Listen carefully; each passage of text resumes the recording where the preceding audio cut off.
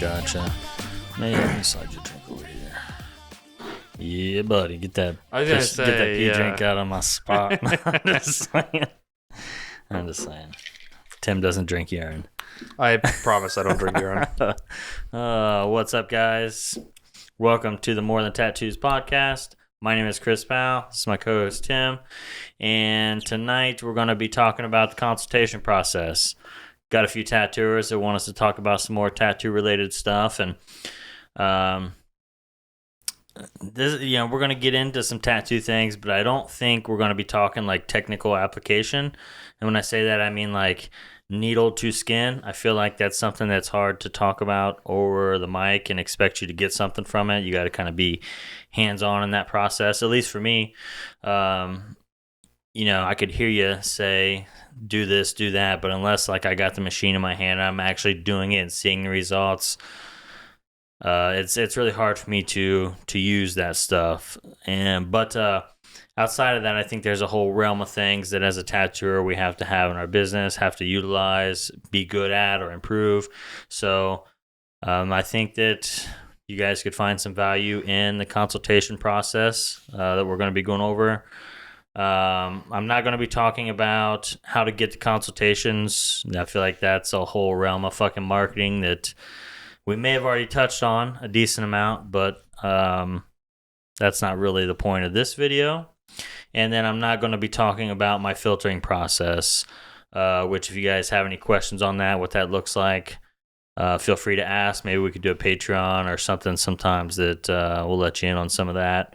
Or maybe just in another video. Right. But I think that I really want to preface one thing before I dive into this. And we are kind of jumping into things pretty quick here. But I really want to say how much I do admire the tattoo industry for this reason. I see a lot of tattooers who are always striving and thriving to be the best tattooer they can be, apply the best tattoos, or just create the dopest designs. Or I feel like that's huge. And out of all the things that we like to talk about, it seems like most people get caught up on that aspect, and I do fuck with that heavy because that is important.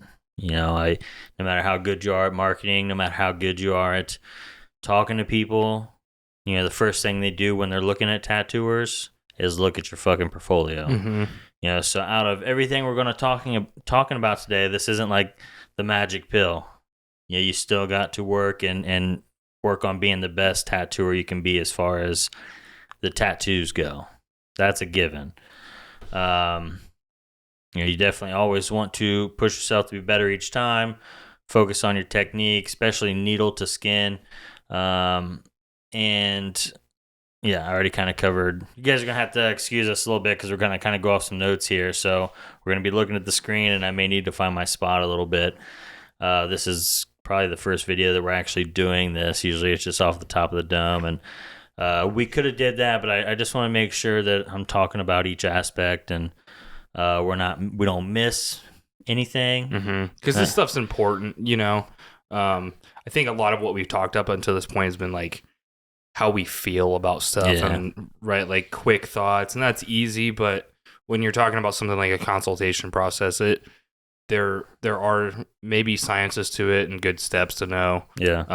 And you've taught me that a lot over time. Albeit, you're probably gonna have a lot more to say about these things than I would, because I don't do it. Sure. Nearly as much. I think in the last year I've had like 2 clients, two new ones. So yeah, I think you just don't want to miss anything with this kind of stuff. Yeah, so I did ask Tim to kind of play a devil's advocate role, or try to, maybe if a good question pops up to where he could see like maybe there's another side of this perspective, and that'll allow me to kind of maybe explain why we chose this one over that one.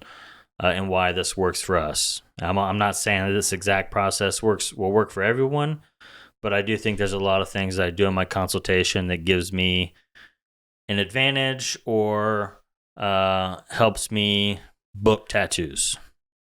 But yeah, so we're strictly looking at the consultation process.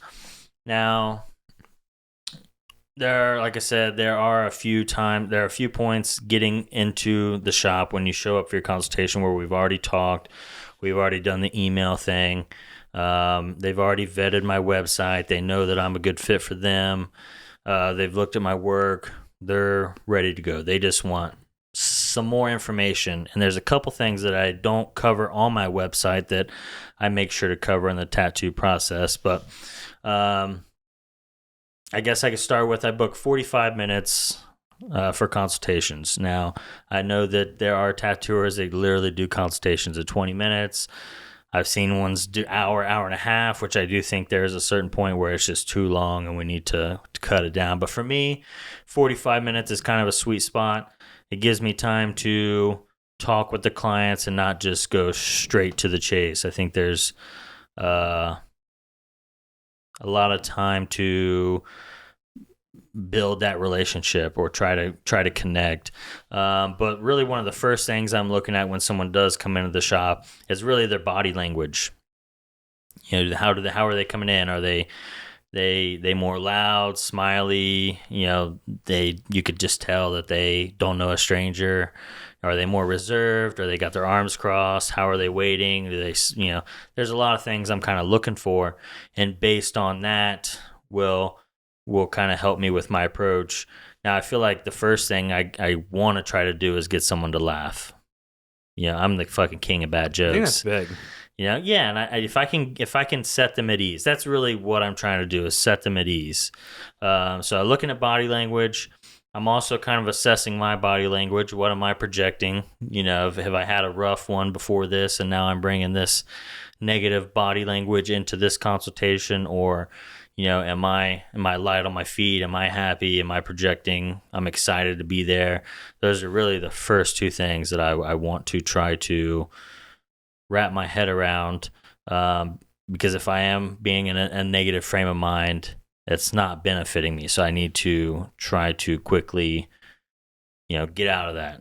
Bad jokes are great for that. You know, sometimes I'll even have my tablet out and I'll fucking click my screen on, and I, like a year ago, Tim put my face like really big on my screensaver. I've never changed it. That always gets a laugh out of clients. But yeah, that's the first thing I'm doing, and then I'm looking to kind of mirror their body language. You know, and the toughest one for me is if someone does come in all fucking like, I don't know the personality names outside of being maybe like a sanguine, where they're just like love stories, they're happy, don't know a stranger. That one's the hardest for me because my personality type is very monotone and like laid back. Mm-hmm. But I'm looking to match their energy, which...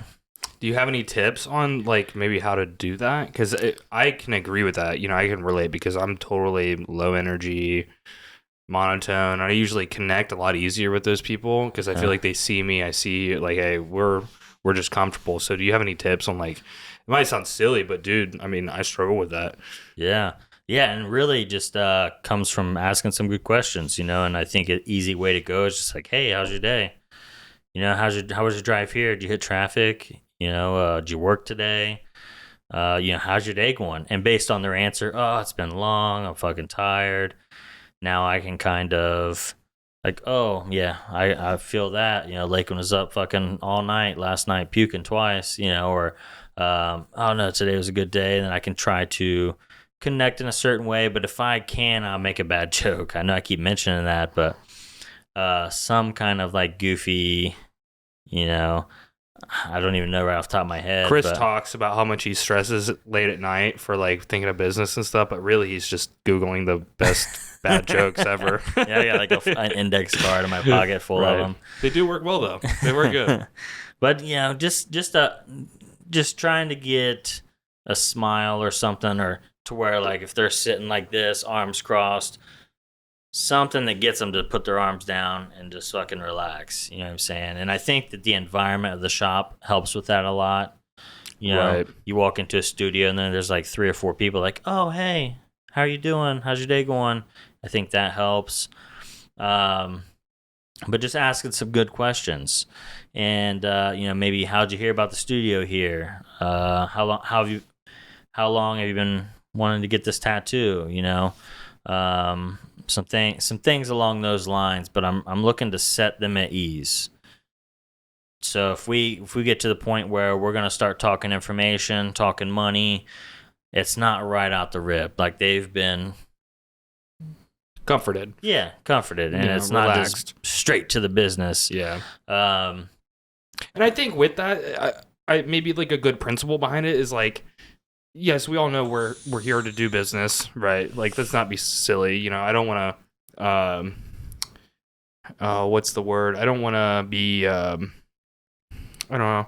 I don't want to over coddle my client. You know what I'm saying? But, dude, I just want to be cool with you. Let's be cool, man. Let's just be cool first, like be friends and whatnot. Because really, I don't know you.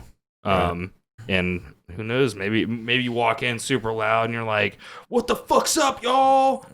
Fucking party!" Just like you're like, "Oh man, I don't know if I want to work with this guy. He's a wild card." But okay, that's a little side tangent, but yeah, for sure. You definitely want them to be at ease and comfortable. I think also it's like if they have to wait a couple minutes, it's, hey, the restroom's back there. We got water. If you have snacks in your studio or something, offer them. Show some hospitality to them. I think that's huge as well. But the toughest ones are when they come in and you could tell they're in a bad mood, or they're just like, they are strictly business and want to get right to it, and kind of like, in a sense, dry. And it's like, okay, well, just just lay it on me kind of thing. Then those ones are tougher for me versus like, you want them to come in laid back. I don't know. Right. A big term that I hear from those people is like, what's the damage? All right, what's the damage though? Yeah. Those ones are tough, man. Those ones are tough. Or someone who just tries to like power you and take control of the situation and just like run you through your own consultation. Those ones are tough, but yeah, definitely good questions you want to ask. And it's like, why me? Why did you even choose me? I think that a question like that, or how did you find out about the shop here, me, kind of helps them reconfirm why they're even here. And this isn't the most exciting stuff here, but I want them to tell me why they chose me. So now, moving forward through this process, I can make sure that I'm meeting expectations in that area. If they chose me for this reason, but I'm like hyping up this reason that they don't even care about. So I just want to cater to their needs. And that's a lot of the consultation. What I'm doing is that in sales, you say you want to solve their problem. I'm not really looking at it like a problem. It's just, this is what they're excited about. This is why. And now I just want to, pick up on that, and then I want to be able to add that to my bag of fucking stuff moving forward. Right.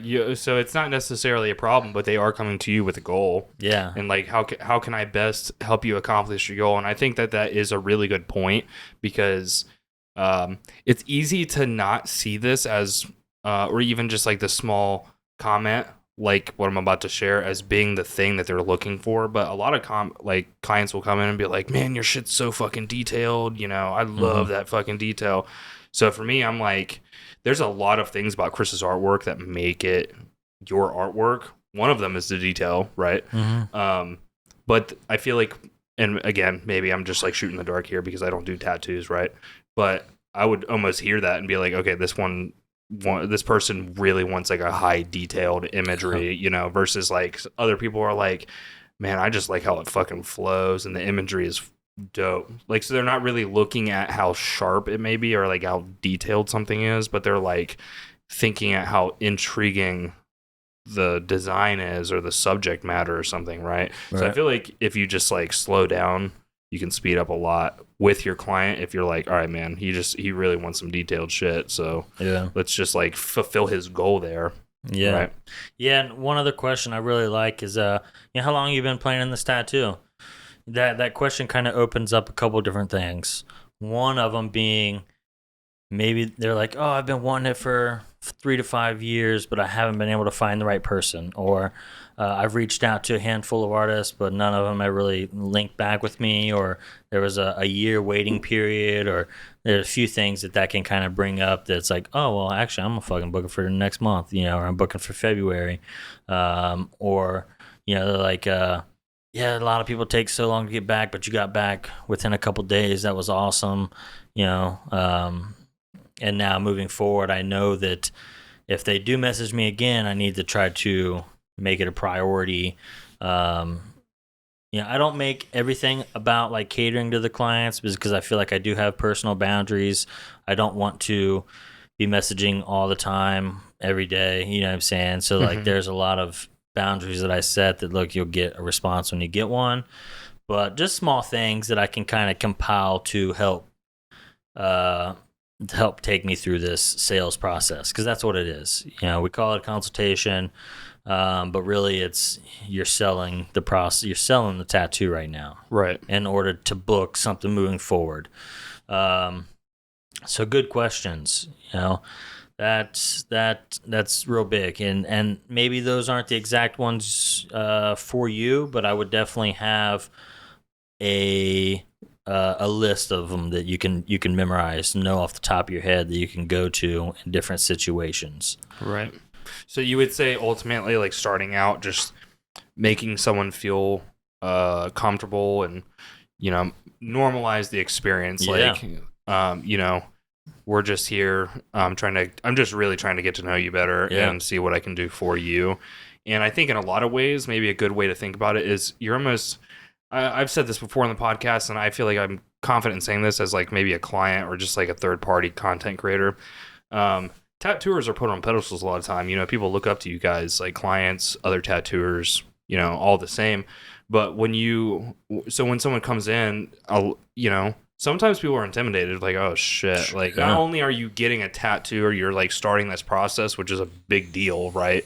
It can become easy to minimize what effect you're having on a client, because like you guys see this day in, day out, right? Not that anyone diminishes the value that the artwork you're doing, but good old incognito Chris, appreciate you turning the light on, Bubba. Yeah, man. But I do think in a lot of ways, when they come into a shop, they're like handing over a lot of power to the tattooer, and when you do that, it can feel like intimidating, because you're just like the most honest, good person is wanting to forfeit their power to the person they're trying to seek something from. Like, hey, I want this tattooer's help to accomplish this goal of mine.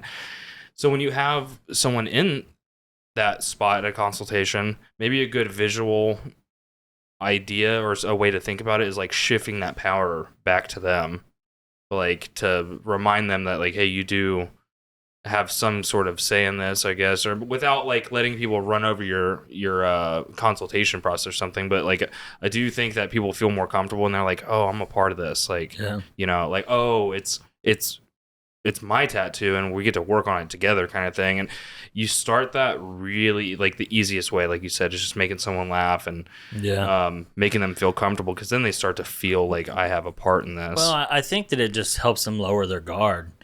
Right. Because most people are like, oh, like, what's the damage? Or, I gotta be protected so he don't get me. Or like, but plus the intimidating factor of coming into a shop where you've never met someone full of tattoo artists that are on pedestals. And I do think that our shop catches a lot of people off guard and immediately kind of like lowers some anxiety.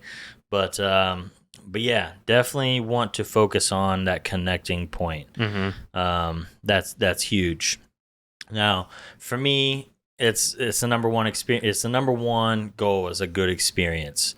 And if someone's like, oh, he's actually seems like a pretty cool dude, he asked me about my family, or he asked me, he just cared enough to ask me a couple good questions to see how I'm going or why I'm even stoked on this. I think's big. A couple books that maybe you could get some good information from. Bringing Out the Best in People. I don't know the author's name, but that's a good book. It's a short read. It's not a huge one. How to Win Friends, Influence People. That's a really good one. Written a long time ago, so it's pretty dry, but tons of good stuff in there. And then one of my favorites with John Maxwell is Winning with People. Those are 3 books that you could read right now over the next month or two and really garner some skills with people. Right. Yeah. I mean, if it's, not implied there. Yeah. I think another really good one, if you didn't already mention this, I might have spaced out, but is How to Win Friends and Influence People. Yeah. Dale Carnegie. He was the number 1 powerhouse in the steel industry, and right. Did a lot of good there and fucking made a fortune. But kind of like Ford. What's I know what you're talking about. Yeah. But he was really good with people and never worked. He didn't work on cars. He didn't really know shit about them, and he would tell you that. But he was good enough with people to build a team around him who fucking knew. Right. And they reference him a lot in all those books, really. Mm-hmm. But Bringing Out the Best in People, Winning with People, How to Win Friends, Influence People, 3 good books you could go read right now and get some skills to create that good experience. That's the meat and potatoes of this whole thing. I want this to go smooth. I want it to be informative. I want them to leave feeling better, obviously, when they came in and fucking stoked that I'm doing their tattoo and I'm fucking cool to work with. I kind of touched already, but I want to understand and meet the needs of the client. And some of those good questions will bring out those needs. But I want to understand why they are here and how I can help them to learn, to be educated on my process. And then I'm looking to be informative. I'm looking to cover everything my website hasn't already covered, but I'm looking to really make sure we are clear on the front end. And I'm not scared to talk money right away. But I know I've been in tattoos before where it's like after the first session, they ask me a question that I know I covered, but maybe wasn't clear enough on. And now the rest of this process is like, I'm on the hot seat to be faster, or, I'm not quite hitting the design the right way, or, it's mainly the miscommunication comes with money or sessions, amount of time going to be in the tattoo. Oh, how many sessions did you say again? You think we could get it finished up the next one when I know I told him it's going to take 3 to 4? And some of those questions, and this may even be striking some thoughts right now to questions that you've had that you're like, okay, did I not tell them they don't get a deposit back? That's a big one. Right. That's a huge one. If I told you it's non-refundable, but you hit me with the, can I get this back? I didn't communicate well enough on the front end. Small things like that I want to try to be thorough about in this process with informative, but at the same time, I'm not looking to drown someone in details. Mm-hmm. So that's a couple things, really good things I'm trying to do on the front end. Create a good experience, understand the needs, be informative, and be clear on the front end. So with those things in mind, I'm kind of moving into, there's two main things I like to cover really before diving into all the details of their tattoo. I want to, and I do think it's appropriate to talk about money, talk about my design process, because I think those are 2 very important things. If I spend the next 40 minutes talking about the details of your tattoo, but then at the end talk about money, and they're like, oh shit, actually, then we're kind of wasting time here, Obviously, it's not top priority, but most of the time I find that clients are appreciative of being clear on the front end. So I do want to ask a couple questions prior to that. Is like, so, and they send an inquiry in, and it labels where they want it, the details, maybe a couple pictures. But I'm like, okay, so you're wanting to do, you said half sleeve here, or leg tattoo, whatever. I'm trying to be clear on where they're wanting to get tattooed and maybe how much space they're wanting to take, because I feel like doing larger tattoos or doing half sleeves or doing a lot of areas once, I've kind of gathered some rough guesstimates of how long something will take. Obviously there's a lot of factors there that will make the process vary, But I want to get a very rough idea where they're putting it. So, I'm assuming you've been to my website because you clicked the box that said you read over all the information. I do have my prices listed on my website. But so you've gotten a little familiar with the pricing here and kind of how that goes. And a lot of times they're like, yeah, I have you do X for your day, half for whatever for a full day, half day, whatever. And so if I know you're wanting to do a sleeve, that's a fucking huge project. I know that there's a lot that goes into it, and there's a lot of time. I know that it may take 7 to 11 sessions, but do they know? Right. Before I try to break down this full sleeve, I want to try to create some expectations, and I generally will break a sleeve down into 3 areas. One being the outside upper quarter panel, one being the inside kind of bicep, and then I usually will lump the elbow down all the way around. But kind of understanding where they want to get tattooed, now I can break that down for them, and kind of run through those estimations with them. I will usually say the top quarter panel on the outside, I usually will say between 3 and 4 sessions. The inside, I'll usually say between 1 and 2, and then the elbow down between 2 and 4.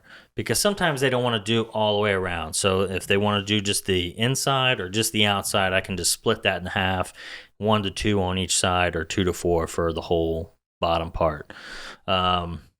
Which I understand that those are fairly decent gaps money-wise, but I'm not a fortune teller. I can't, we haven't even talked about your design yet, so I can't really even begin to tell you, oh, it's going to take exactly 17 hours and 35 minutes, or that's tough. So many different design aspects that could change it. Your skin, interesting enough, I just watched a podcast earlier where they were talking about how maybe you're dehydrated and it makes your skin harder to tattoo and can cause it to, that would make the process more lengthy. Is your skin moisturized? Is it dry? I'm not necessarily really taking a good look at their skin early on like that, but there's a lot of factors that will go into the pricing, and it's hard for me to say. So right. I explain that, but I give them the guesstimations up front, and based on their reaction or their body language, I kind of have a better idea to where to take it now, or if we're not even going to move forward. And it's kind of why we posted that sleeve video. Right. So many tattooers took it as like I was trying to like flex or like I was trying to show off, but really I was just trying to educate people who were looking to get those style of tattoos, kind of what to expect. And Trevor, at the seminar, he was like, dude, you should do more of those. Like, that was so cool to see how long something like that actually took, because a fucking 30-second video on Instagram does not paint that picture. No, it doesn't. And we live in such a world. This goes a little bit into like providing people good information that they're looking for, and doing it at the appropriate steps, right? And again, like you said right at the beginning of this, there's not like a one-all, end-all, like the right definitive answer. This was just a certain take on it. Yeah. But we live in such a fast-paced world that people can find information on anything like within seconds for the most part, and sometimes that will trickle over into people thinking like, oh, well, shit, I can probably just get on his website and like know instantly how long it's going to take me to get this full sleeve or something like that, when really we can only, like you said, give generalized estimations, guesstimations. But I think it's super important to have that stuff kind of like in your head before you get down to sit with a client, so that you can say, hey, I don't know exactly, but I want to try to inform you. Like, I want to give you as much information as I can, while still being like, yo, you might want something crazy detailed. It's going to take me like 6 sessions now instead of the fucking 4 or whatever, because you just want something insane, or whatever. But I do think that people like being, they find respect in that. Like being informed on the front end and delivering it in the right ways, reading body language, trying to understand someone before doing that. is super important, because we'll say there's some people, like you said, they come in, they're just like instantly down to the price. Yeah. Right. Like, just really appreciate that you're trying to be kind to me, trying to get to know me or whatever, but just give me the fucking, give me the rub.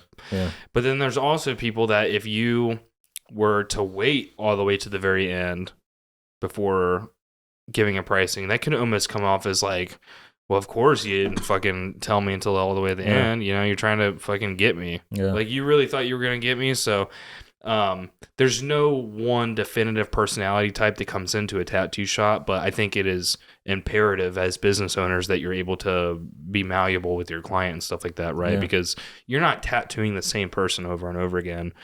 And there's not just one definitive personality type, right? Yeah. Yeah. And, man, I had a thought that I was going to run with here. My fault. No, you're good. I was going to piggyback off something you said, but, man,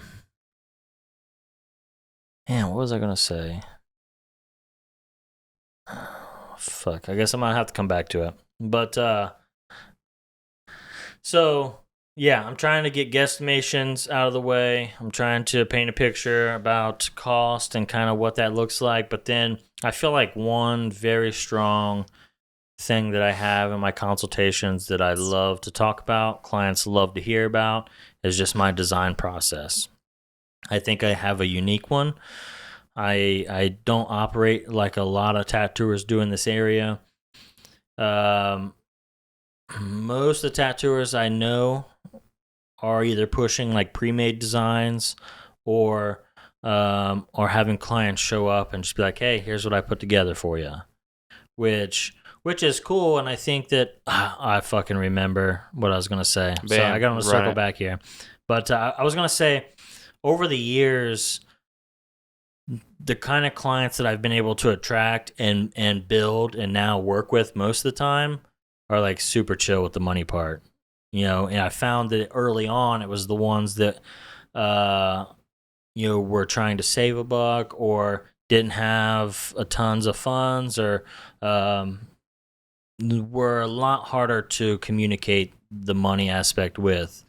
And that came from, like, developing these clients came from years of creating that ideal client, that dream client, kind of visualizing what they look like, and then maybe in a way catering our content or rumors too. And when I say rumors, it's like, how are your clients talking about you to other people? Are they setting those high expectations, or are they trying to undersell you? So when you come in now, it's like that level of communication isn't the same, or you're not on. Does that make sense at all? Yeah, I think it speaks to saying that consistency is important, because and this is just my take on it, but I don't even necessarily want to devalue someone when they come in for a consultation, and then I start to realize through body language or a couple of those good questions I'm asking, like, oh shit, he's probably not going to book. You know, I don't want to invalidate that. I think those are thoughts that you can pick up on and utilize. But so the correct answer there isn't to check out of the consultation as soon as you start to feel that stuff, because you could straight up just be a dick to this dude. Or a gal or whoever it is, you just be an asshole to them, because you start to realize that they're not going to book with you, and you're like, oh, I'm wasting my fucking time, you know. And then they go out and they tell their friends, you don't even fucking know that they worked at Spaghetti Warehouse or something like that, where they're like just around they're around big clients themselves. So even if you couldn't service or complete their goals at what you're requiring for your day, they could still go out and fucking be like, man, I was they're waiting a table or whatever it is, and they're like, oh man, I went to go, have a consultation with him. He's a little bit on my price range, and two things could happen with them, even just for that one person, is like, either A, well, I couldn't afford it, so I'm not going to, or B, well, I really want it, so I'm going to save up now because he treated me so good. Yeah. And now that's just for that one person, the waitress. But now they're speaking it, and they could say, like, I couldn't afford it, so I'm not going to, but he's really fucking good. You should talk to him. Or I couldn't afford it at the time. I'm saving up. You should talk to him because he's a really good artist. See how that's so good? Because you're just going all the way back to intent, and we've touched on that in a previous episode, so I won't go, hammering that too hard. But if you just really care about making this person feel informed and good, like, it's not like I'm trying to push you super hard, or I'm not like trying to like lock you straight into this tattoo. Like, as soon as you walk in the door, you're not getting away from it. Yeah. I'm going to get you for that money. That's not even the intent, Yeah. If I pick up on those red flags right at the beginning when we're having that, not right at the beginning, but when we're having that money conversation early on, I will switch up a lot of my process, the consultation. If I know that you're probably not going to book, my goals, my game plan changes to more connection versus details. I'm going to start trying to make it a better time. I'm not going to harp on all the major things about how this is going to go. I'm gonna focus on that connection, but then I'm gonna fucking talk about their tattoo and their design, and just like get stoked on it. I'm gonna try to really build that vision with them. He had a great vision for my tattoo. He was cool. I'm gonna save up because I see that the value's there, and I see that he's on the same page with me. Because if I check out right away, yeah, they leave. They don't tell anyone. They go on to someone else if I couldn't help them get into another chair in my studio. So, yeah, I'm definitely trying to plant that seed for when they are ready, maybe in a year, 2 years. Because some people wait. Not everyone is just like, oh, I'm going to go find someone cheaper. Not even though so many tattooers say that, not everyone is going to do that. No, I mean, even just from me, that I know you've seen it way more than I have, but I've seen people wait like 4 years and come back. And it's like, it's mind blowing a little bit, Yeah. when you don't believe. It's like seeing in some ways to certain people, and I'm one of those people. Like, seeing is believing. I've shifted out of that a little bit since you've taught me manifestation's a real fucking thing. But there's for sure people that are like just like dead set, and a lot of that I feel like I find when I see people like that, it's the connections. Like, Yeah. because with the tattooer, it's almost like some people, it's similar to like a hairstylist, like, oh, this is my dog, I've been going to them for years. Or like another thing that I used to hear a lot was like, and I think this might come with, a certain type of collector, because there's plenty of collectors that they just want to travel and get dope shit from a lot of dope people, and that's amazing. That's so cool. But a lot of people are like, no one else touched my skin. But it's not even coming from like a negative place, like someone else is gonna fuck it up. It's just like, this is my dog. Yeah. Like, it's my homie. He treats me so good. He like literally asks about my daughter every time I come in, or sees me on Facebook, says what's up or whatever. It just like makes people feel good to like good full circle back in another episode, just to acknowledge them. To like, you only have so much time with these people. Maybe you're gonna get them for a full tattoo, and that's the blessing, is you get more opportunities to like give them a great tattoo and connect with them while they're in their chair, while they're in your chair and whatnot. But we'll just say you have them for only the consultation, like just this 45 minutes.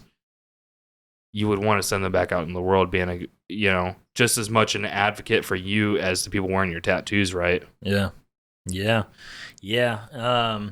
And when we say a good rumor, I try to leave such a good taste in the mouth that even though I'm expensive, they're going to want to come back to me. But when they talk to people, they share that I'm expensive. So now I'm creating more clients that just have those expectations on the front end. So when they come through my inbox, they kind of already know what they're signing up for. But yeah, so I'm getting guesstimations out of the way. I'm trying to create some kind of picture, trying to see where they're at with it, so I kind of know how to proceed. I'm going to proceed as normal, or I'm going to spend more time building value, getting stoked on their design, and then hoping one day they come back to me. And if they don't, I hope they're in good hands wherever they choose to go. Good intent. Yeah, because I don't get hung up on that. Like, oh, they're not coming. Fuck off. Or, and we already talked about that. There's so much skin in the game. You like. I get that it's awesome to get a lot of clients or have a lot of, oh man, I'm booked up and stuff. I'm making good money. I'm making good work and stuff like that. But you don't have to tattoo every square inch of every last person on the planet, right? Yeah.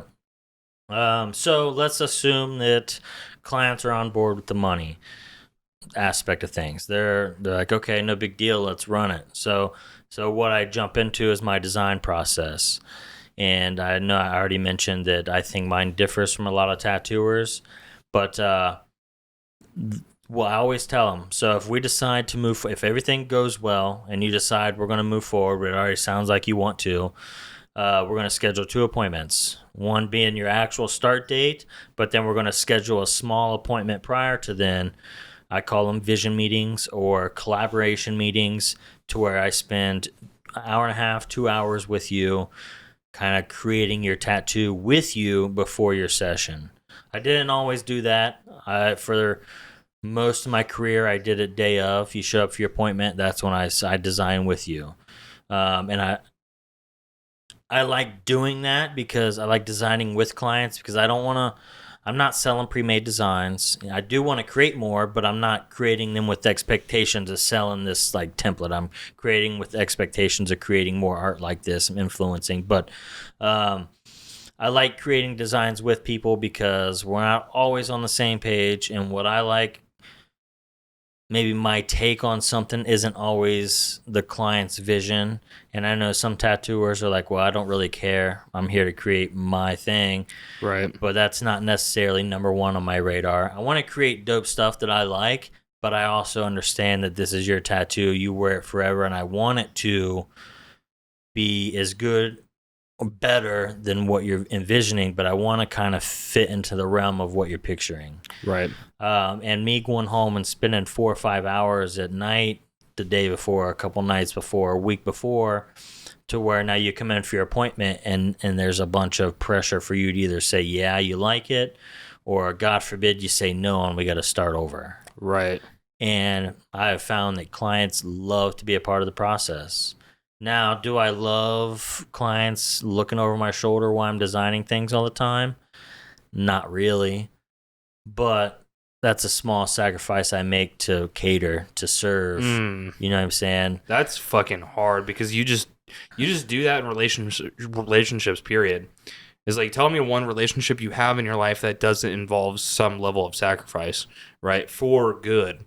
Yeah. Right? It's just, yeah, it's being a business owner, you know. Right. And I think that anyone who has success cares and caters and serves and wants to build around their team, versus my way or the fucking highway. Yeah, I mean, and it's, you know, to maybe put it a little harsh, it would be egotistical to think that, and dude, there are some artists out there that are just like creating the top level of shit, and it's so original, and they've built a niche that they're just like constantly doing these like custom pre-made designs, and that's sure, that's awesome. dope, But I mean, yeah. it comes down to goals though, right? Because when people come to you, I think you have an interesting take on like a memorialistic piece or like a process, right? Because a lot of people come to you, they're like, I want to, and a lot of tattooers have this too, is like, I want to represent this and this, right? These two things. But it's so rare that it's like a mix of it for you. It's like every single tattoo is that, right? Would you say? Yeah, most of them, they want to represent something that's just important to them.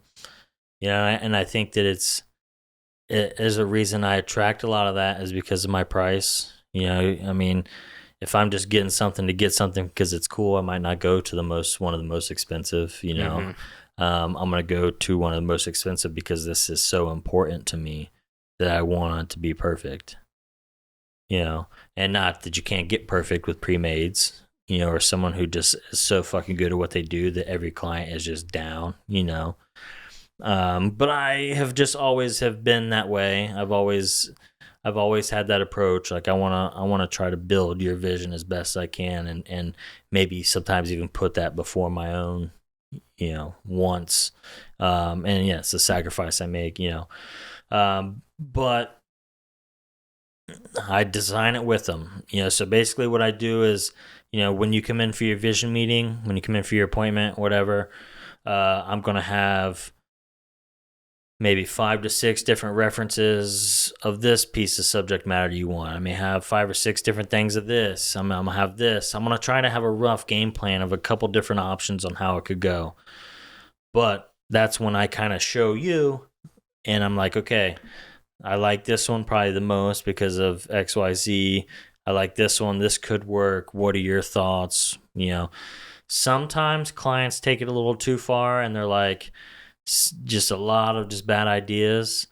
But I still find more value in doing it with them than me on my own. And Right. chances are, if they're really picky, I'm gonna have to make changes anyways.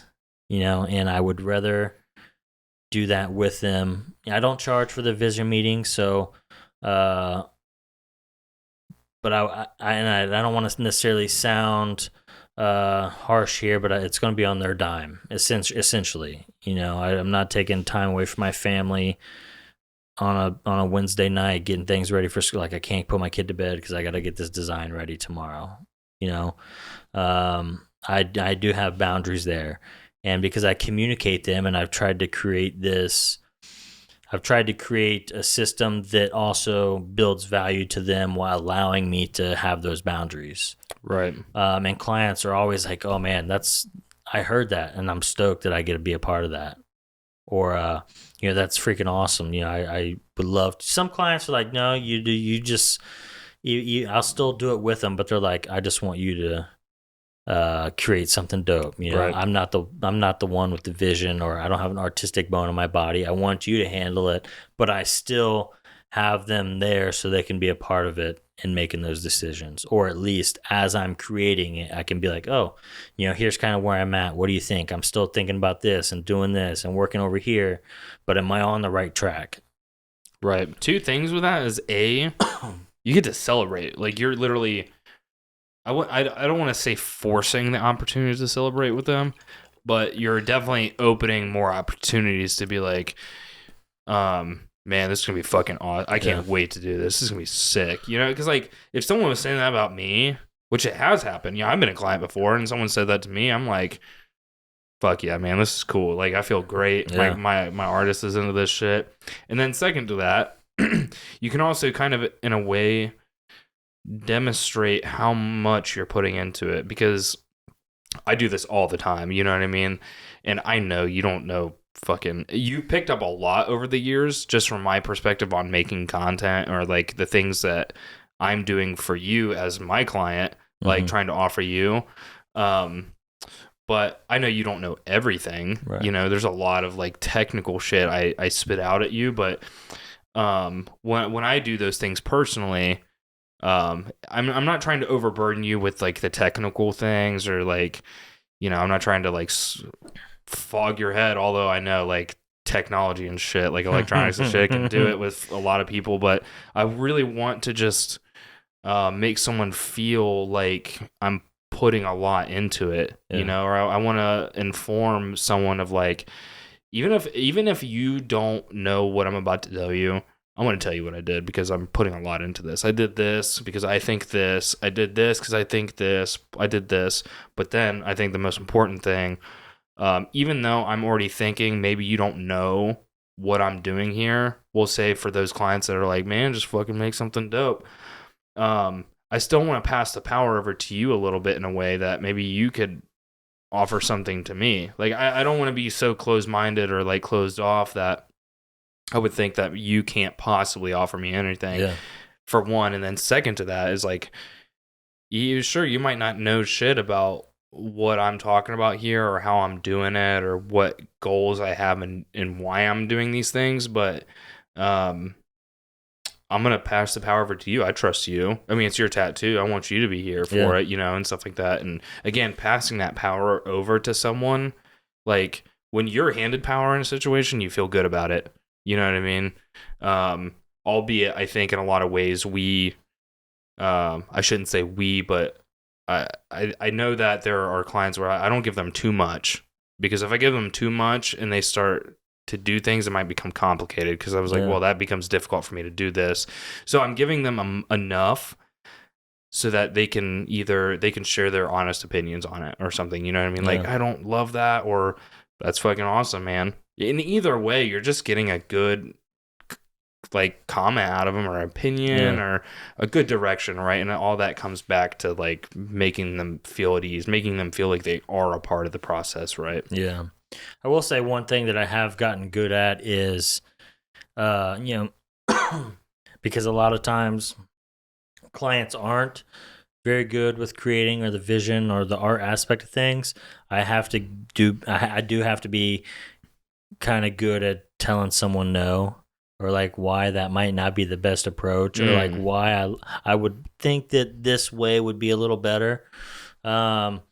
Without being too abrasive, just be like, oh, that's fucking stupid. And I know a lot of tattooers would literally say just that, Could you imagine? No, that's fucking dumb. Dude, that's fucking stupid. Oh, man. Yes, I will say that that's me taking that power back, and I do have to know when to do that and when to kind of be like, hey, look, like, just give me a few more minutes. I got something I want to show you, or that I feel like that could work, but it's not really. I don't feel like that's the best option. Yeah, so that's the main design process. I'm not going to surprise you with something day of. We're going to spend some time, put together something in preparation for your tattoo. And I already said it, but clients love that aspect of it, and I'm going to keep figuring out ways to improve that part of it. Because for me, my biggest goal based around tattooing this year is just to create the dopest designs I can. Like, I want to fuck that. Like, you can only apply a tattoo so good. Like, I want to fucking create compositions that are just like, holy fuck. Right. And trying to find ways to be more effective doing that. And that's why I implemented the Vision collab meetings, is because day of, there was just a little too much pressure to go with that first design.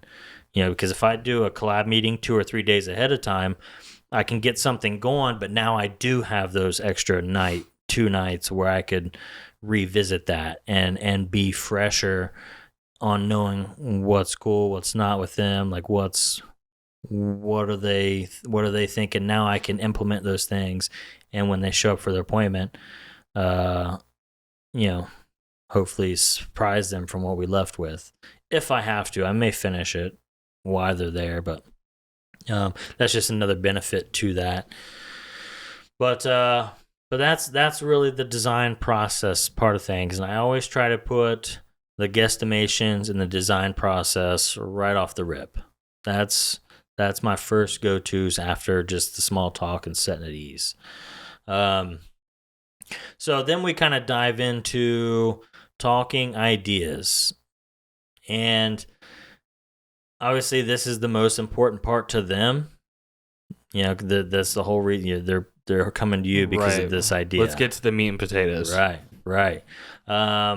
So generally speaking, I'll open up their email if I haven't already looked at it right before they get there. Sometimes my consultations are back to back and I don't have time to review that inquiry right away. So I'm like, I'm going to go ahead and pull up your email real quick. I'm just going to take a quick glance, and then I'm going to open the floor up to you. I'm just going to have you really kind of recover what you've already sent through. If you do have a why or why this is important to you, like, I would like to know that as well. And then literally just let them start talking. Now, I try to have my consultation form, and I'll kind of cover some more about that here in just a second. But my consultation form, on the back of it is where I take notes. So now while they're talking, and I'm not the greatest at taking notes, but sometimes very bad. But while they're talking, I'm trying to capture their ideas, the important parts, keywords, really just things that maybe wasn't in the inquiry form that I can use to help give me some more information. Maybe even doodling some thumbnails while they're talking, or I'm just trying to take some decent notes. So when I am going to look for my references, when I'm trying to do this stuff, I have a pretty good idea already. Which I'm sure most people probably do. During a consultation, I want to have an idea of what your tattoo is 3 months from now when your appointment's due. But it really kind of helps me kind of stay in the lines here and figure out what you're wanting, but then why you're coming to me for that idea. And in this part of my notes is very minimal. so I'm kind of going off the top here, but knowing someone's why is huge. And in sales, I need to know what your problem is so I can find the solution. If I know what your why is, now I can help build the vision around that. Right. You know, if I don't know your why, this may be for your sister, but I didn't take enough fucking time to ask, and I think I don't even care, what it is, and now I'm just like spewing off ideas or building this vision, but it's like that doesn't actually fit in the lines of representing this at all. Right. I almost envisioned like someone coming to you, and it's like the subject matter is kind of like in between. It could go both directions. Like I'm almost thinking like more delicate versus like fucking grungy badass, and they just give you the straight details. Don't tell your why or anything. Or maybe a better way of saying that is you didn't ask the why, and then you end up going and designing this like fucking super gnarly like cross and skull type deal, and then it's like, oh, like I didn't know this was for your grandma. Yeah, you know, like, why is she holding a knife? Right, like, bro, I said lady portrait. There's a knife here. You know, the energy I think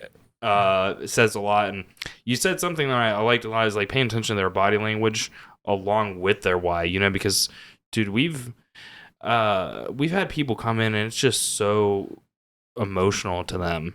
You know, like fucking verge on tears at a consultation, right? Like, dude, this just matters so much to me. So for me, on an outside perspective, again, I don't have consultations and stuff like that, but if I saw someone was like super emotional about something, you know, obviously it means a lot to them, but where are they taking those emotions? Are they fired up about it, or are they more like a deep, like, I don't even know how to put it into words, right? But you can tell those things. You know, is it more sentimental? Does the tattoo like need to scream this idea, or is it more subtle? You know, right. are we kind of building around this, but it's not obvious to every person? You know, and I can't help but think about Keith's sleeve. You know, that exactly, because that's such a big one. I mean, you guys can go see the photos on Chris's Instagram, but the subject matter is, I think, and maybe in some situations, maybe they look at it and they're like drawn to question it, right? Yeah. They're like, oh, what? I don't even really understand what they're getting across with this imagery, but you don't get the opportunity to get that when you're just looking at the tattoo, right? But I do think that is such a good example of that situation we're talking about, because for the client, which that's the audience of the tattoo, really, because they were doing it for them. They, it's on their body forever, and they want to represent their story. With that context, I think you can definitely tell the emotions in what that tattoo is once you understand the context of it. Yeah. Because you could look at it from like the outside and spray every kind of direction, but it makes so much more sense looking at the tattoo, knowing the concept of like Keith's background and stuff like that. And it's not important what everyone else knows. It's when Keith looks at it, he's like, oh man, that just, and you hear this all the time, dude, that just fits exactly the vibe I was wanting to go for. It just it hits perfect, right? And you can't always do that just off of like fucking what colors you use or what mags you use, what ink set, or how you're applying stuff like that. It's an artistic feeling, right? You know what I mean? And a lot of that comes from like someone's personality, what their intent is, what their motivations are behind this thing. So I don't know. It's, for me, just the consultation process. And I didn't even really say this at all throughout, but it's amazing how much is accomplished during the consultation process. And even like, in a lighter way, maybe even these, like, would you consider the vision meetings a part of the consultation process, or are they definitively separate because it's already kind of after they've committed? So yeah, the consultation's more of the sales aspect of it. The vision meeting, like, they're already on board. They've already got their $1,000 deposit on the books. Like, they're committed. Gotcha. In the consultation, I'm really covering a lot more details. and preparing them for moving forward. Gotcha. And I guess both one and the same, whether it's the consultation or the vision meeting. Again, people just really, I think, like to feel empowered, you know, and we can be wise with what we're giving them empowerment to. But I mean, why not try to keep them involved, right? You know, and I know this is primarily about the consultation this episode, which is why I was wanting to maybe discern these things, but the same values that you get out of both things, the consultation and the vision meeting, I could tell definitively when you started adding on that extra vision meeting, that when I was meeting clients for the first time when I come in to do video work, I could tell they'd already been in the shop before, or they had already been like connected with you or something like that, versus what I'm so used to is like you show up at 10, you know, I'm going to meet the client for the first time. You can tell that's their first time in or something, right? You know, and maybe for that vision meeting or the consultation, it's not even in person. They didn't come to the physical shop, but you can tell that someone feels comfortable, or they've like built that. I don't even know how to say it. It's like they exude it. You can almost literally, the moment I'm in this person's bubble, I can tell they're comfortable or something like that.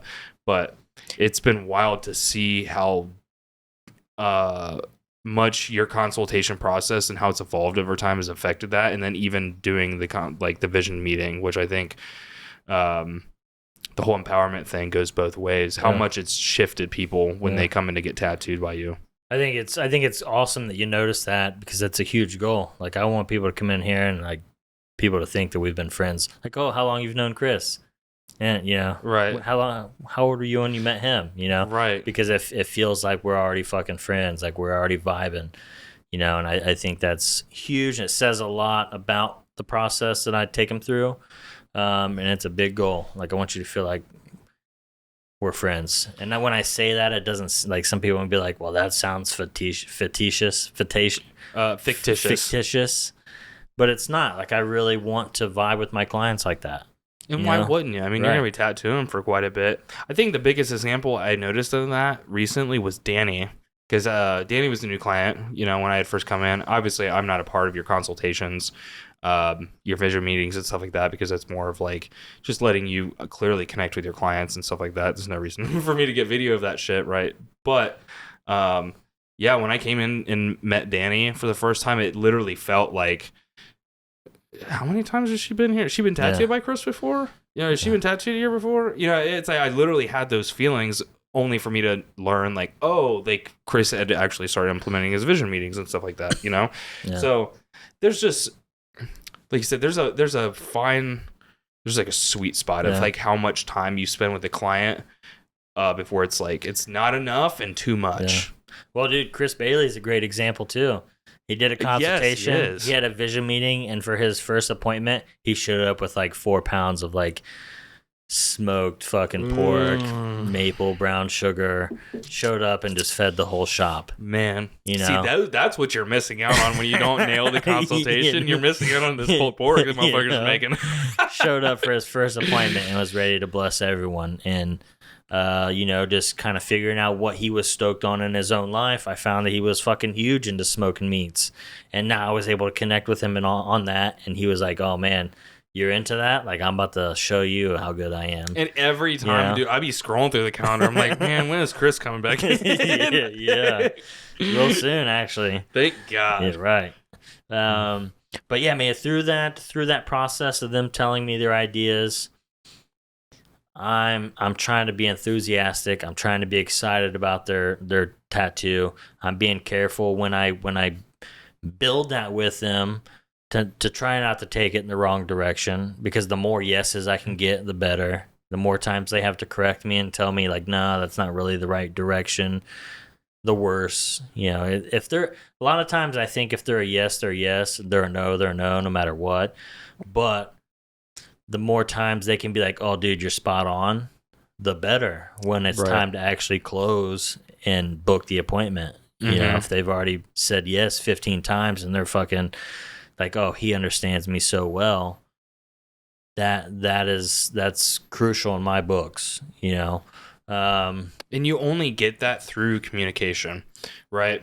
I think that I read it somewhere. Maybe it was like through Car Salesman, or maybe even Grant Cardone had said something about this. But it, and I'm guessing on numbers here, but I read something somewhere that it takes like a certain number of points of contact before you actually ensure the sale, right?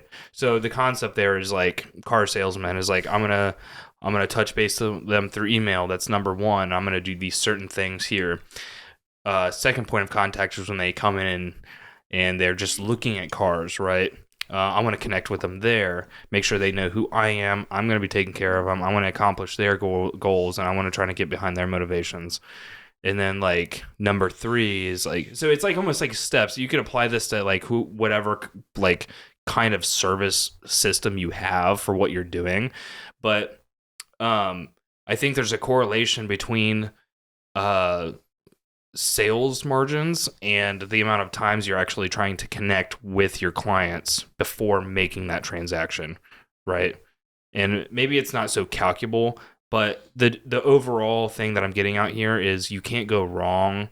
I think maybe you can go overboard. You don't want to be, again, breaking boundaries. Like, Yeah, dude, don't spam your clients. right, don't spam them, but you don't also want to be like losing fucking personal time or like family time and stuff like that because you're trying to like your clients are like the literal number one thing in your life. That's good because it's a lifestyle, right? Not a job. But there is a sweet spot in like making sure you don't spend too much time on it, but definitely making sure you're spending some time with them, So maybe it's not like an exact 3. Like I have to meet with my client 3 times before they meet it, but it's like maybe I could meet with them a couple times before like forcing them or like posturing super hard to make these definitive decisions on booking, or maybe like making these definitive decisions on their design or something, right? I think it's just having some discernment and paying attention to how they're reaching out and what they're saying. If they're having multiple questions or like they'll message me a few times, now I know that this person, I may need to pick it up a little bit. But if they send a message the first time and it's I need this and this, okay, cool. I'd love to I think I would love to sit down, pick your brain some more on a consultation. I do $100 consultation fee and I'm booking for this. And they're like, cool, send me dates. I know that it's minimal communication needed. So actually using those keywords or that context that they send it in, like, do I need to pick it up a little more for this specific person, or am I good and they're good? Right. So it's just it's not one same way each time, so just kind of being able to pick up on those things is important, which not everyone is great with discernment or being able to read where someone's at. And that's where I was going to take that, actually, is like, I know we talked about a couple good books at the beginning of this episode, but do you think it would be advisable to kind of understand people's personality types, or just like some average personality types a little bit better? That could help. Yeah. Personality Plus. Yeah. That's a good book.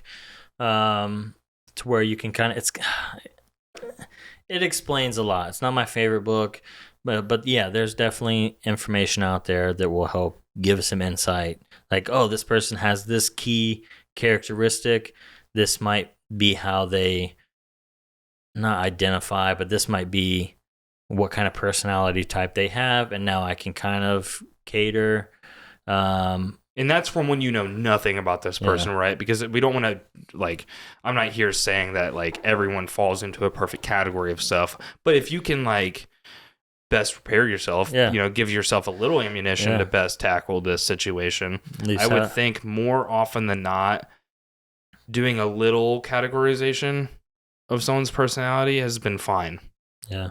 Yeah, but I really am just looking to mirror their energy, But the main thing that I have found during the process of them while they're explaining is just, am I excited? Am I stoked about their design?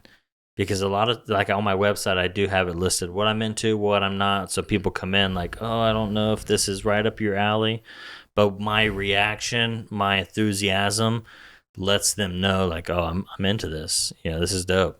Right. And as I'm building that vision with them, I'm letting them know that I'm stoked on their design. Yeah, so that's huge. Is excited about their design, and usually if they make it to the consultation, I've already accepted their design. I've already accepted like what they're wanting to do. Not every time, but most of the time. If you make it into the shop for consultation, I've already committed to your design. So now I'm just building that vision with them. Mm-hmm. Um, Opinions are like assholes. Everyone's got one. So I can only imagine being a client, being out in the world, like telling my buddies and stuff, because I deal with this now, and it's not like my friends are constantly telling me my tattoo ideas are shit, but, everyone's got an opinion on your tattoo or your ideas in general, whether it's tattoo or not. So, I don't know. Again, people like to be empowered, like to be built up, acknowledged, and stuff like that. So, so I don't know. Like, you guys got a fog machine down there? Fuck yeah, baby. But I don't know. Like, in a world where I tell my friends and stuff like that about my tattoo ideas, and it's like, oh, that's cool, or it's like, dude, that sounds stupid. And then the epitome of telling someone my idea is like, dude, he could totally shit on this right now, and I'm probably never gonna get a tattoo again. Like, I'll never even go to another consultation or something. And that's the worst possible scenario, right? But you could literally just be excited. It's like the bare minimum that you could do for this person while they're like trying to give you their opinion, their time. They're trying to be, albeit some people are like this, they're still being a little vulnerable with like coming to you to do this, because it's not like they're getting a machine to do it themselves, because if they could, they would probably. Right. So you get a small chance to build this person up. Like, you probably should get them excited. Let them know you're excited. Right. It's huge. And I mean, really, during that process, I feel like that's most of what that entails, taking good notes, building the vision, having some enthusiasm, excitement, and getting them excited about what you think you can create. And then I kind of segue into, or something else I always ask them before we go into this next part of it. Are there any details I'm missing? Is there anything that, out of XYZ, what we've covered, is there anything else I'm missing? Do you have any questions about the design process, about anything, about the money, now that we've talked about ideas? Do you have any questions in that area? Just to make sure that there's nothing left on the table that didn't get discussed, that we need to maybe talk about at a later time. I would rather try to figure it out now. Now, at this point, I've already covered pretty much everything. My website's super informative. I've already talked about the money. I've talked about the designing. They know that I'm stoked on their design. Most of the time, people are like, no, man, I'm good. We covered it all. So at that point, I either answer more questions and try to help gain clarity, or I'm like, in a fucking perfect world, how soon do you want to get started? Which I already know they sent a specific date through the website, but I'm kind of, now that we've painted a better picture of what it might take, I want to regain clarity. How soon are you thinking in a perfect world? Knowing when I'm booking for, but they may say, oh, I'm actually, now that we've talked, next March. Now right. I kind of know how to approach the booking. Do we even need to book a date right this second? Right. Or, I could start next week. Now I know that they're a green light all the way, and cool. I don't have anything next week, but let's pull up. We'll find the soonest available date. And that's kind of why I like that question. And I didn't come up with that myself. It was something I picked up from a mentor, and I thought that was gold, because it lets me know where they're at. How fast are we moving? Right. It's kind of like, I've seen a lot of designers, like logo designers or branding designers and stuff like that. Instead of just like coming out and giving you their pricing or their rates, they'll ask what your budget is in a way. And again, like, like transferring power throughout a conversation, you're almost like playing pass. It was like, I've totally picked up on what you are giving me. I've asked some questions, which has pretty much passed me the ball. I've caught it. Is there anything else? I'm going to throw the ball back over to you. You've caught it. This is your opportunity. Like, again, transferring the power.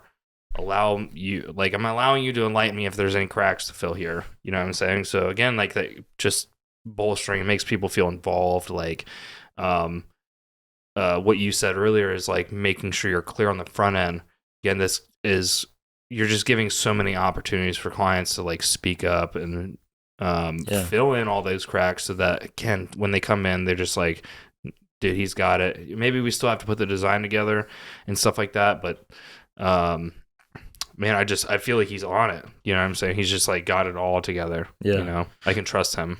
Well, and that question allows them to tell me when they're thinking, and because if they're like, "Oh, next March," I'm not gonna hit them with, "Okay, let's do as soon as we," Then they're like, "No, actually, I can't. I can't." And then that kind of could turn things in a more weird direction. But if I know that they're in next March, I'm not putting no pressure on them. Right. There's zero pressure. We don't even have to move forward. Obviously, I want to. But there's no pressure on my end to do this right now. And I think that they appreciate that a lot, and it shows them that I'm not just trying to make a buck real quick. Mm-hmm.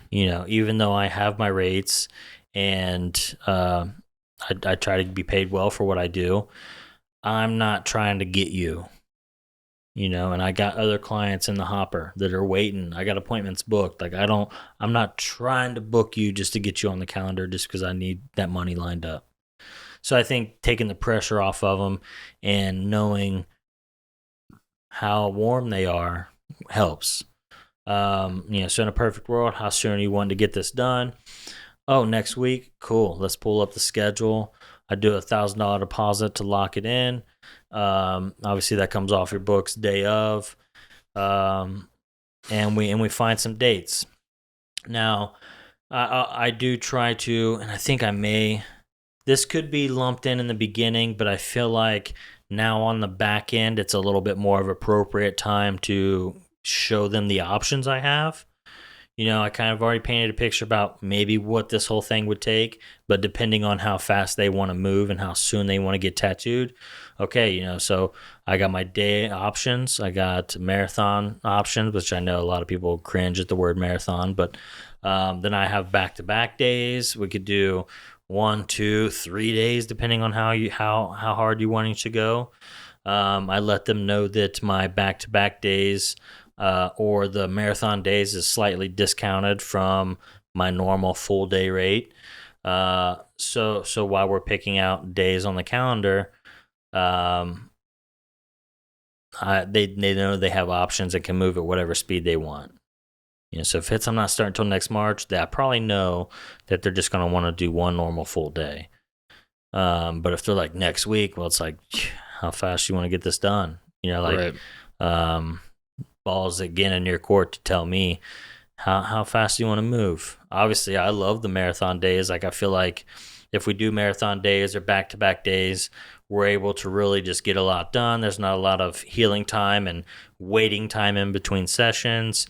To be able to come in and get a half sleeve in 2 long days, that's fucking cool. And most people are like, you know what, I'm down. I would say probably 90 to 95% of my clients do either a marathon day or multiple days in a row. I hardly ever do normal full days. Maybe because that's slightly discounted from the rest. But even if that is the reason, it's a benefit to me because I feel more personal satisfaction having longer to work. Right. I feel like I'm accomplishing more. I get more done. I finish pieces more often. I think there's just a lot of benefits to going longer. And I'll usually explain that right then and there. And they're like, okay, yeah, let's do double days. I go, okay, here's some dates I got picked out. Awesome. Where do you need me to send the deposit? I have a card reader, whatever, however you want to take the payment. But one last thing before we actually exchange any money, I got a couple policies I've already touched on a couple of them, but I just want to make sure we're on the same page before I take any money from you. And that's when I explain that all quoted prices are just generalized estimations. I explain that my rates do fluctuate. How we start this process, it may be subject to change, but I haven't changed my rates in a while now. And I explain that to them, but I try to at least if for some reason I did have to change my rates. They have been prepped, but I don't love that policy, but it's on there. I talk about the refunds, deposit, retainer is non-refundable. The only way you would actually forfeit your deposit is if you no-call, no-show. You try to reschedule within 7 days. I think it has listed on there. Repeated rescheduling, anything, canceling your appointment, no refunds. However, I'm not a huge asshole. Like, I'm understanding of certain things. If you booked this appointment and left, and later today for your appointment that was 3 months out, you're like, hey, actually, you know what? Nah. There's a good chance I'll probably just send it back to you. Right. I do think that covering the no refunds policy, I've at least been clear about it. And a lot of times it's how you approach the situation. If you're kind of an asshole, if you're kind of like downplaying and kind of disrespecting my time, then it's like, hey, look, here's the policy that's been set in place. But most of the time, if your appointment's 2 or 3 months out, whatever, I'll just send it back to you. But I'm at least trying to be clear on that main one, and that's on the consultation form. And then I think there was one more. It talks about the artwork. Don't expect to see any artwork until either the vision meeting or the day of your appointment. I don't send images back and forth. I don't show you anything prior to the dates you have scheduled.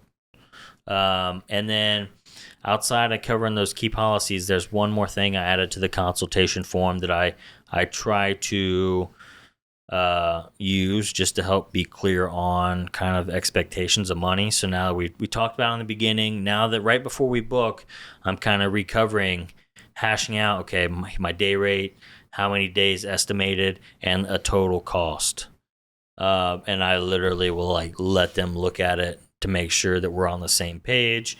And then there's even a place to sign it to say that I don't always have them sign it. I really don't like that aspect of, like, I don't have handwritten contracts that artists sign. I operate more on word. You just say you're down. I'm going to take your word for it. I just feel like that's kind of, for me, a way I like to approach it versus like signing it in blood. Like, you're fucking right. You're committed. This is a contract. I don't know. Because it feels a little sterile. Yeah. And I think that it does take a little bit away from like the personability of it. Mm-hmm.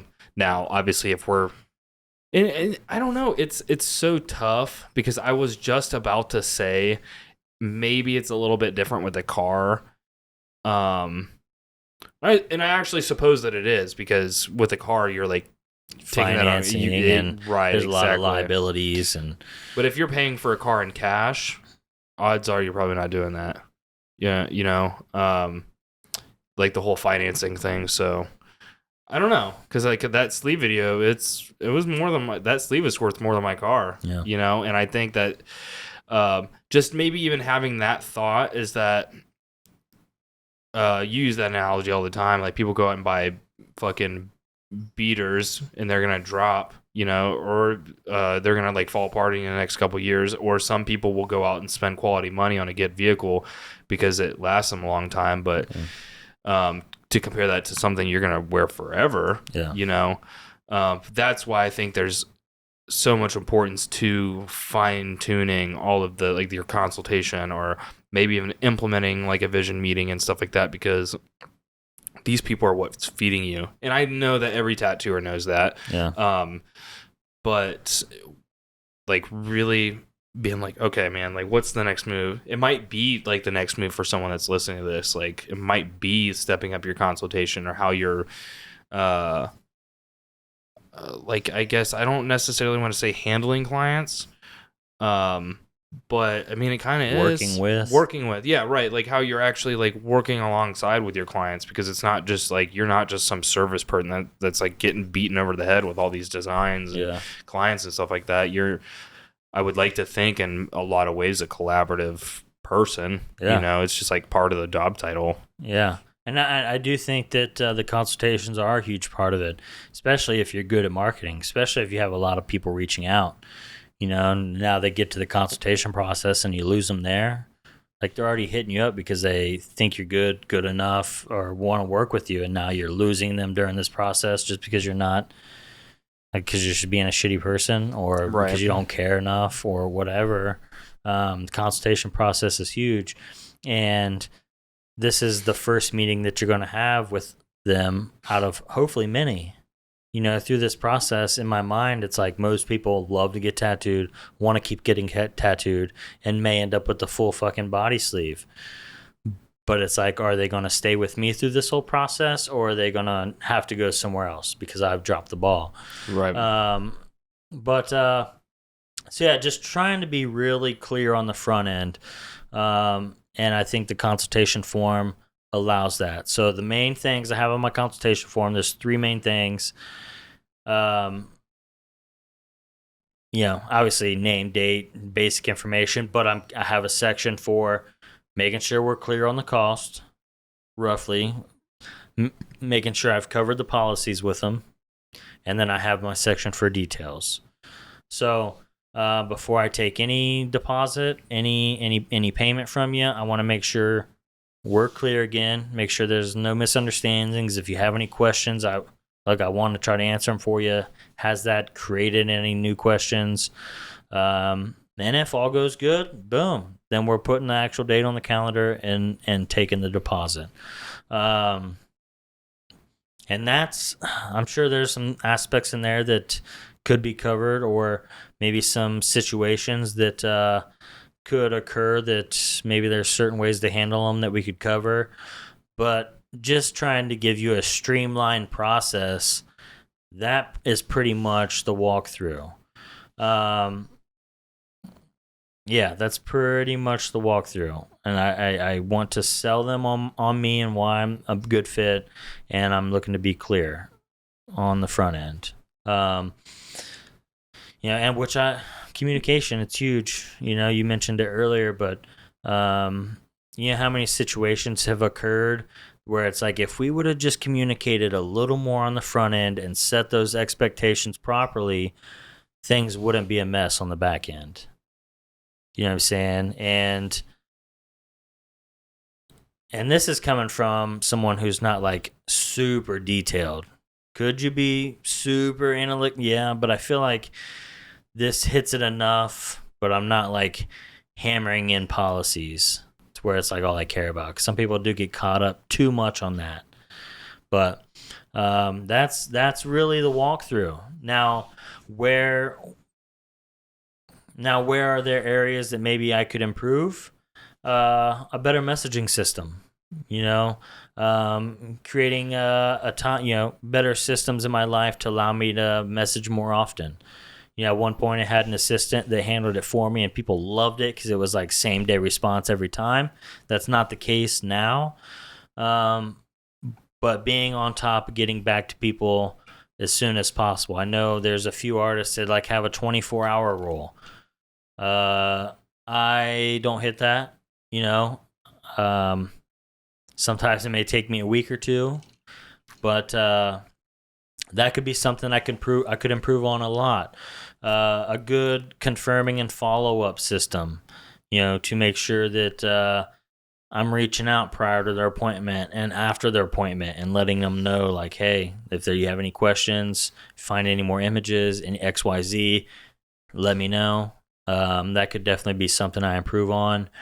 And a better way to file like ideas and information on my consultation forms, versus having them on paper. If there was a better online system or program that would allow me to do this, maybe even take a digital signature and just forward them a link to the paper, set up the notes, whatever, that could definitely be an area that I improve on, but I feel like right now my fucking dogs are going crazy upstairs. I don't know if you can hear them on here, but I don't know. Not to just harp on it, but I think that the consultation is huge, and spending some time and looking at your consultations in the past and asking yourself, what could I do to improve this process? What could I do to improve and give a better experience? What could I do to improve my comfortability? And really analyzing, and try to recall those ones that went really well. Let's not harp too much on the bad ones. Let's really look at the good ones, how they went well, what you did, and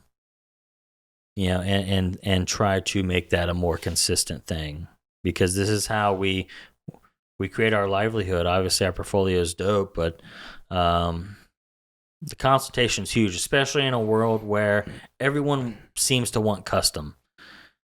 They want their tattoo to be one-off. They want it to be a custom experience, a custom design, a custom tattoo, and I think that really honing in on this process will help that. But that's really most of. That's all the notes I have here. Does that open up anything for you question-wise? Maybe anything I've missed, or maybe from an outside perspective looking in? Yeah, I think that, like you said, very first thing in this podcast is respect of your technical ability, your application, design. Those things are all already super prevalent in the tattoo industry and super respectable, because motherfuckers. I didn't set the timer. Sorry, that motherfuckers. Because motherfuckers is what? They're hungry. It's so rare nowadays that I meet a tattooer that doesn't care about being the dopest artist. Like it's like everyone wants to be the dopest artist, right? But not everyone's trying to be the dopest salesman. That almost comes off as like cringy a little bit, But when you're like, it's funny that you used car salesman earlier, because that's like, as soon as anyone thinks about a car salesman, they're like, "Oh, you fucking the worst scammer, one, right? Hack, snake oil," exactly, like, trying to get me. And mechanics are like the same way. They totally get a bad rap that way, but I don't believe that every car salesman's a bad salesman. 100%. I do think that they are one of the few industries that might have, overall locked into the whole idea that I need to care about this person or make them feel comforted. Now, I will say a lot of car salesmen have taken that and butchered it, which is why you clearly have the bad taste of salesmen is like, oh, I'm not going to hear the price, or there's going to be something on the back of it that's going to fuck me, which is why just like good communication's so strong. But if you're in 2023, like solely relying on your designs to sell you, I feel like you're just missing you might be the top dog, you know what I mean? You might like just have people coming to you because of your pre-mades or your shit, just like they've seen it so many times on your Instagram, like they don't give a fuck. That's dope. That's awesome. And I think in a lot of ways maybe a dream space for a lot of artists to be in. But if you're not like just taking time to get better at everything, in particular maybe your consultation process, you're missing a lot of marks you could be leaving money on the table. You are leaving money on the table. TV gave, you might say, right. And I think when the consultation in particular, when you start to hone in on that, you can set yourself up for more successes than not. Because when you're just solely relying on making good artwork, you're leaving it to the wind, because people could with those mindsets, like it's either you're down to roll with me or not. Yeah. You're either down or you're not. And I think there is respect and like not caring to tattoo everybody. Because I think we advocate for that, but everyone wants to be tattooed though. Like everyone wants to be tattooed, and people want to be tattooed by good people on top of that. So when you're like taking those extra steps to set this journey off the right way in the right direction, you're not going to be swinging wild. Yeah. Right. I think, and if you can narrow in your medium, be like, I can just be more consistent. Like you said, consistency is really strong. And this is one of the first things about this whole journey is the consultation. So if you can just set yourself up best starting out, you're going to have a better success rate on the back end, I think. Yeah. I do think there's a lot of scenarios that could come up in a consultation that having some tools in your tool belt to handle them could be good. And, just to give one, and I'm sure there's others, and now would be the chance to drop your comments, what ifs, buts, or I could see your point there, but what about this? Like, now's the chance to drop those in, and we can do some follow-up videos or follow up on the next podcast or whatever to kind of help handle those. But I think the main one for me is, or that's really expensive, or why do you think you charge that much, or you're not worth that, or like when you're talking money, like no one wants to pay that. And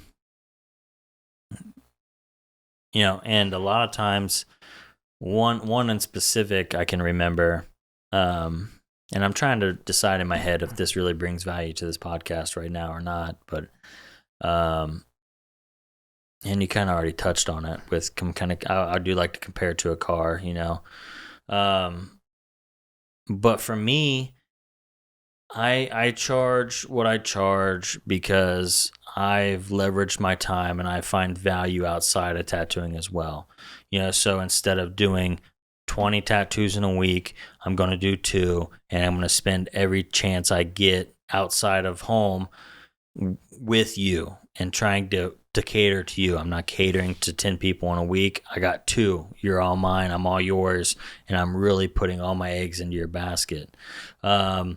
And for me, that's why I charge what I charge, and if that doesn't work for you, like I would be happy to give you recommendations, maybe help you get into the chair of somebody who I think could do a great job for this tattoo, but the price points might be different. But I understand where you're coming from. And, tattoos are obviously not a priority, life happens, and not everybody is in a spot to drop XYZ on a tattoo. And I get that, so there's no hard feelings, but this is just how I roll. This is what I charge. But there's no pressure for me. The takeaway. Yeah. And that's just one example of how a consultation could go sideways, and that's exactly what I would do. I would do a takeaway. It sounds harsh, but I would take it off the table in a way that's like, I understand, and I don't need to book this. Even though I would love to work with you, I'm not going to try to talk you into it if you can't afford it, or you know what I'm saying? Like, I think it alleviates pressure in a lot of angles, right? On you and the client, because I feel like a client could do one or two things. There's super kind people, like the extreme kind person where they're like, man, I'm not really sure, but like he's super stoked on it, so I kind of want to do it, because I've seen that happen. I know you've seen that happen too, where people go through with a tattoo, and then on the back end, there's a level of resentment with that person because they didn't speak up, or maybe because they didn't feel they wanted to speak up. And you can't control every person, right? You can't like always dictate those things. But on the adverse of that, people that are like, well, you're just trying to fucking get me, I know shit's not that expensive. Well, it's so easy to just be like, well, we don't have to do it. Yeah. I want to do this because it's awesome, but in that moment you're alleviating, like, oh, I don't have to do this. Again, like the transfer of power is like, you do have power in this happening and not happening. Yeah. Right. And when you do that, it's like, again, just that visual of like, oh shit, like throwing the ball at them, tossing the ball over in their direction. The ball's in their court now. It is now definitively your opportunity to make a call and a decision here. Yeah. I feel like I have informed you well. I respect you, which is why I pass the power back to you.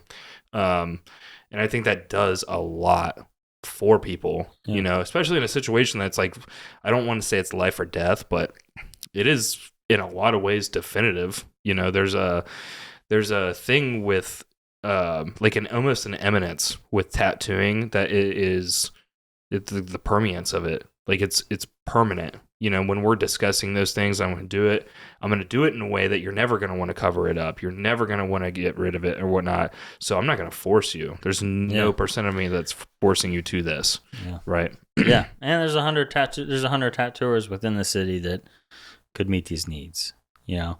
And that just gives me a chance to bless someone else with a client, you know. But and I'll follow up with something. Yeah, and it's that example in specific I've been able to alleviate from most every consultation I have now.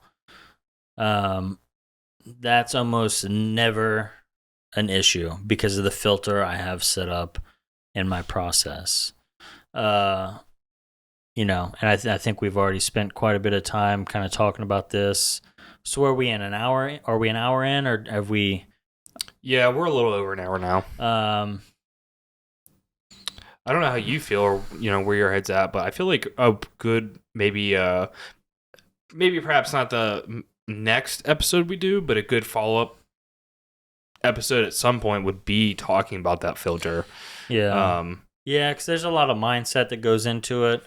I also think that kind of talking about where we were at in my career and our career. I say "our" a lot because we're like fucking one of the same. I feel and he's played a huge part in my business, and I think it's just more appropriate to say "our" we, but where we were at when we decided to implement that, because at the time when we did, mentors in my life were saying, "Dude, that's crazy. Don't do that."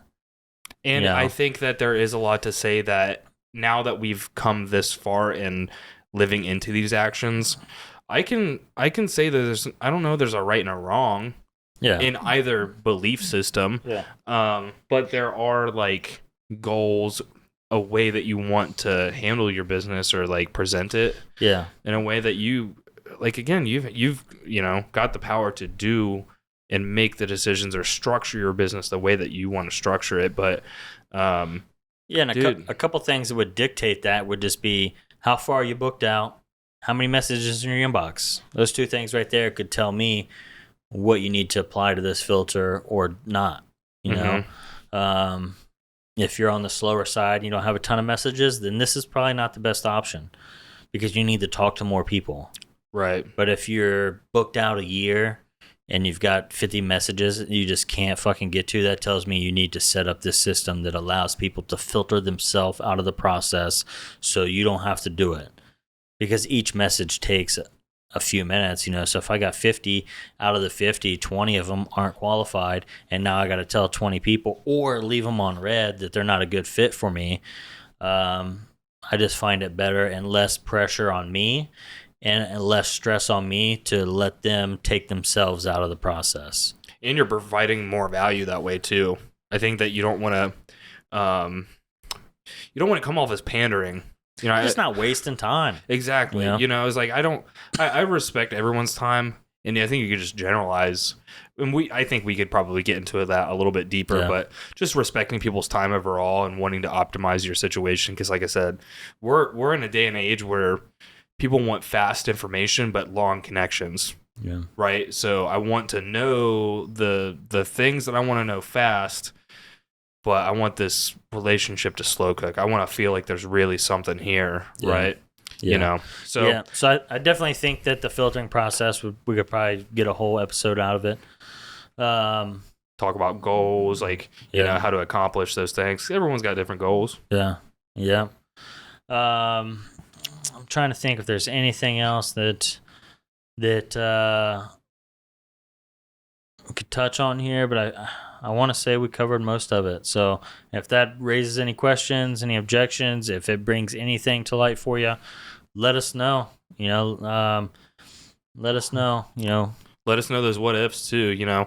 I think that it's maybe we took a couple episodes in before we got to like something really concrete like this, because we teach, I think, a lot of times more in situations.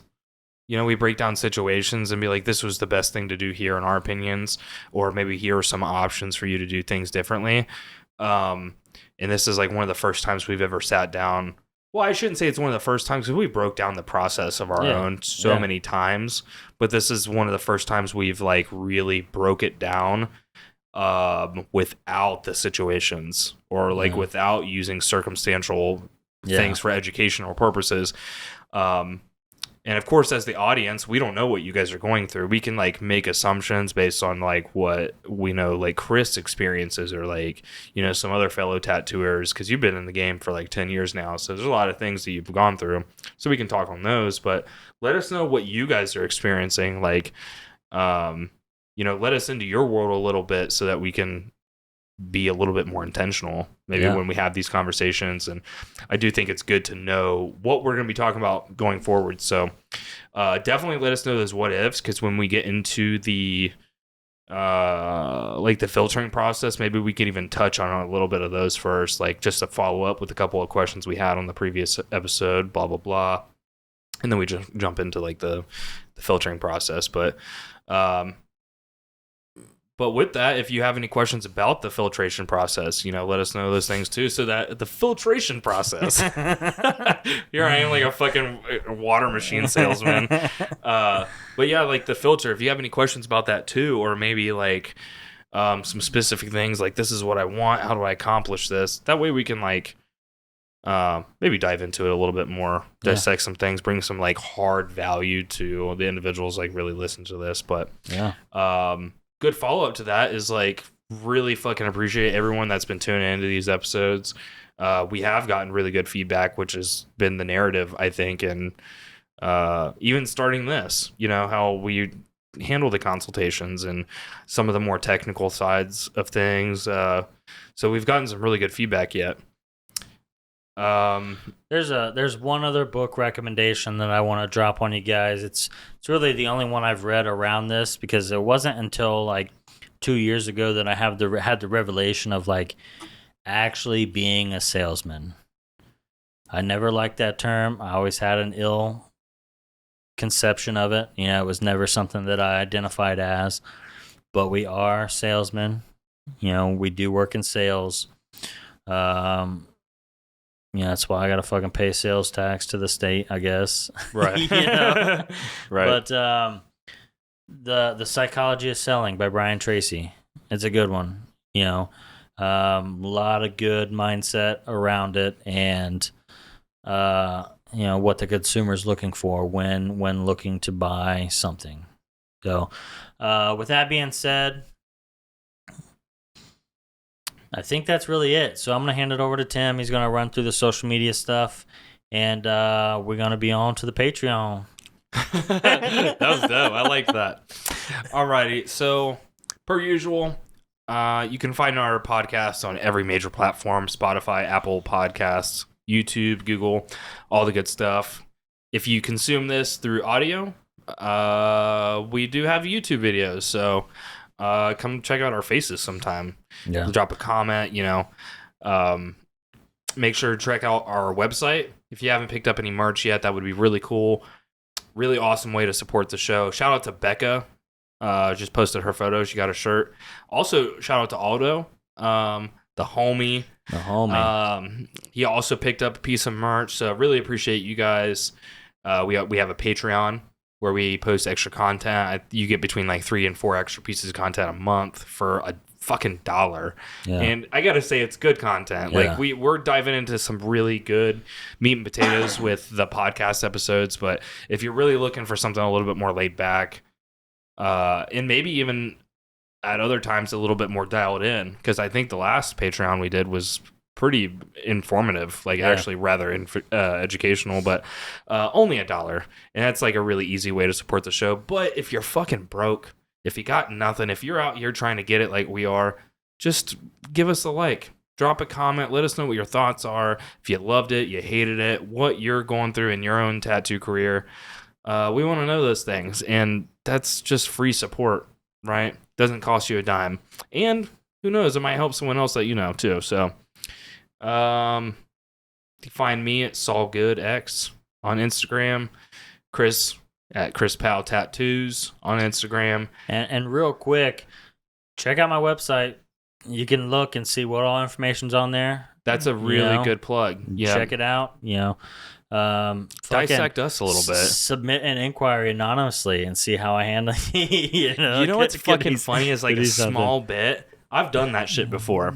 Just as your content creator and like building websites, it's like I want to know what other people are doing. So I've definitely fucking sent like some fake emails and stuff like that. Just I'm so sorry to the tattooers that I maybe blueballed a little bit with a cool tattoo design they might have gotten to. But I was trying to fucking figure what you guys are out here doing and shit. But it would be cool to get dissected a little bit, pick us apart a little bit. Tell us what your thoughts are on our process, because we're not fucking gods. I'm not perfect at this shit. I'm still trying to figure out what's best. So, so ChrisPowellTattoos.com, just like my Instagram without the .com.